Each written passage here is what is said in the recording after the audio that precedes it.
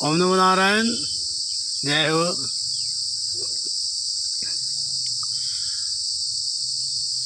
एक बार हम अपने गांव में बाग में बैठे हुए थे,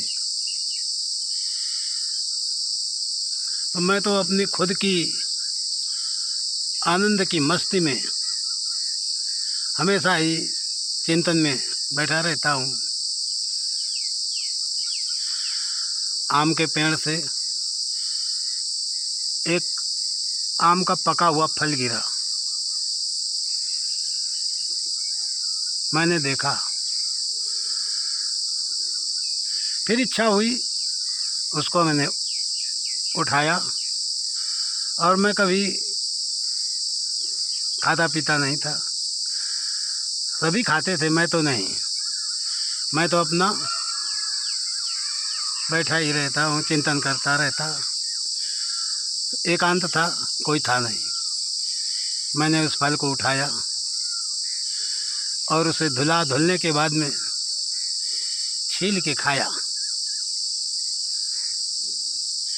छील के खाने से दांत भी कुछ कमज़ोर, तो जो उससे खींचो तो पूरी तरह से नहीं खींच रहा था। धीरे धीरे मैंने खाया। खाते खाते खाते खाते अपने आप अंदर से गुरबाणी आई कि ये देखो, ये फल पूरी तरह से संन्यास्त है। इस फल में पूरी तरह से संन्यास है। ये फल के अंदर जो है किसी में नहीं है। उसमें मीठा भी है, कसैला भी है, बकठानापना भी है, कठोरपना भी है, कसैलापना भी है, चैपपना भी है, अम्ल भी है, क्षार भी है, सारी चीज़ें हैं। लेकिन किसी एक चीज़ को हम नहीं कह सकते हैं कि इसमें ये चीज़ है। वो चीज़ पूरी तरह से नहीं है। उसमें और दूसरी चीज़ें हैं, वो भी कह रही हैं कि हम हैं। जब उसके बारे में सोचते हैं तो वो भी पूरी तरह नहीं है। वो कह रहे हैं कि मैं कसैलापना में हूँ, मैं मीठेपना में हूँ, मैं इसमें हूँ। तो उसमें कोई एक चीज़ को देखते हैं तो उसमें कोई एक चीज़ पूरी तरह से नहीं है और सारी चीज़ें उसमें हैं। कसैला भी है, मीठा भी है, चिपचिपाना भी है,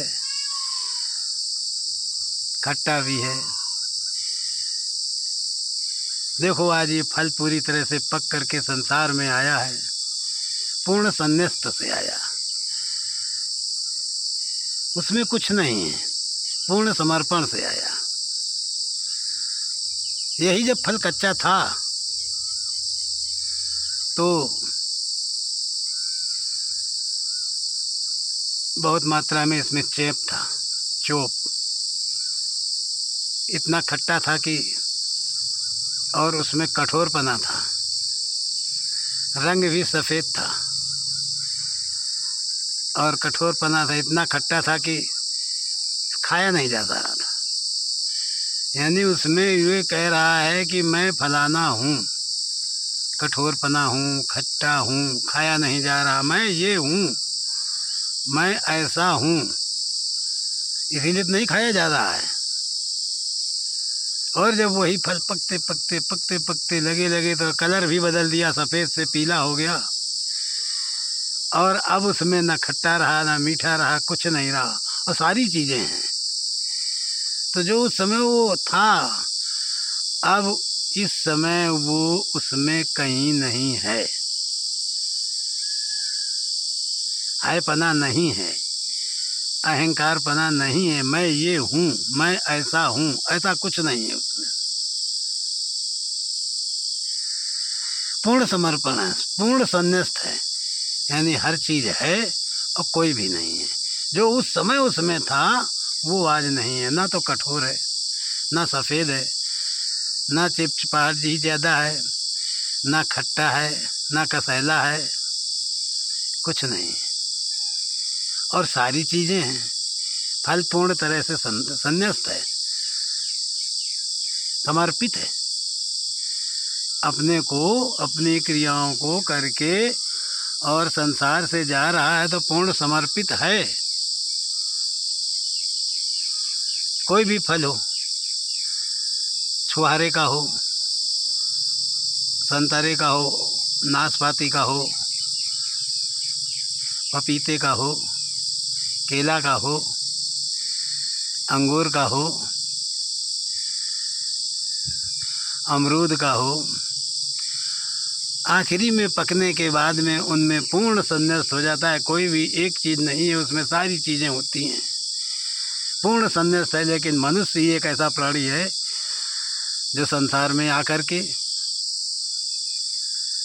और शुरुआत में तो बताता है कि मैं ये हूँ, मैं इतना कर सकता हूँ, किसी पद का, किसी को बल का, किसी को शरीर का, किसी को माया का, किसी न किसी को अहंकार होता है, मैं ये हूँ। किसी न किसी विषयों में पूरी तरह से तैयार होता है कि मैं ऐसा हूँ, मैं ऐसा दिख रहा हूँ, मैं कर सकता हूँ। और संसार से जब जाता है तब भी उसमें से ये है पना नहीं जाता है और ज़्यादा अपने शरीर में चिपका लेता है और ज़्यादा अपने को जो है संसार में चिंतन करके भ्रमित कर देता है। इतना ज़्यादा फंसता हुआ चला जाता है, इतना ज़्यादा फंसता हुआ चला जाता है कि वो आराम से मर नहीं सकता है। उसमें है पना अब भी नहीं समाप्त हुआ है और खूब उसने पूजा की है, खूब व्रत किए, खूब उपवास किए, खूब तीर्थों में गया है, लेकिन संन्यास्त नहीं हुआ, क्योंकि संन्यास्त होने की उसको विधि नहीं मालूम रही। उसने जिनसे जिनसे भी सीखा, जिनसे जिनसे भी सुना, उनको भी नहीं मालूम था तो दूसरे को क्या बताएंगे। वो भी नहीं पूर्ण संन्यास्त होकर के संसार से गए। यानी किसी भी चीज़ में चिपका हुआ ना होना पूर्ण संन्यास्त है। किसी चीज़ में चिपका हुआ ना रहना, अपने आनंद की, खुद की मस्ती में ही आनंद लेना है। ना हमें यहाँ से जाने का दुख हो रहा है, ना यहाँ से बिछड़ने का दुख हो रहा है, ना कहीं आगे जाने का सुख का अनुभव हो रहा है। हम तो चल रहे हैं। ऐसी पूर्ण संन्यास्त स्थिति में होकर संसार से मनुष्य नहीं जाता है। ये जब से आता है तब से इतना फंसाता है और इतना खुद को फंसा लेता है कि वो फिर अपने जो पहले के प्रारब्ध से उनसे ज़्यादा ही उल्टे सीधे प्रारब्ध बना करके तैयार कर लेता है। और जितनी भी योनियों में पशु पक्षी जो भी हैं सभी आते हैं ना, तो ये जो है अपने अपने प्रारब्ध का भोग करते हैं और भोग कर चले जाते हैं। कोई नया कर्म नहीं बनाते हैं, मनुष्य बनाता है। मनुष्य की एक भूल देखो कि पशु पक्षी जितने भी हैं वो केवल बच्चे बनाने के लिए ही अपना घर बनाते हैं कि उनका बच्चा बन जावे। और मनुष्य ऐसा प्राणी है कि बच्चे हमारे बने रहें ऐसा घर बनाते हैं। पशु पक्षी बच्चे बनाने के लिए घर बनाते हैं और मनुष्य बच्चों के लिए घर बनाते हैं। बहुत बड़ा फर्क है। तो ये मनुष्य केवल फंस करके जाता है और सभी जीव जंतु जितने भी हैं, जाने का दुख, ना आने का दुख, ना कोई गम, ना कोई चिंता, ना फिक्र। मनुष्य ही केवल उसकी वासनाओं की पूर्ति नहीं होती है, आधी ही वासनाओं को प्राप्त करता हुआ शरीर को छोड़ करके चला जाता है। मनुष्य ऐसा है। इसलिए हमें अपना चिंतन करना चाहिए। संसार का, दुनिया में कौन क्या कर रहा है उससे कोई लेना देना नहीं, केवल अपना चिंतन, अपना विचार, बस। तब हमारी सद्गति होगी। सभी जीव जंतुओं से, पशु पक्षियों से ऐसा सीखें, समझें। यही वाणी थी। ओम नमो नारायण। मनुष्य फंसा हुआ रहता है और जितने भी संसार से जाते हैं वो कोई फंसे हुए नहीं रहते हैं, वो सब पूर्ण संन्यास्त में होके जाते हैं। मनुष्य ही केवल फंसा हुआ होकर जाता है। तो इससे निकलने की कोशिश करें। यही उत्तम होगा। जय हो। ओम नमो नारायण।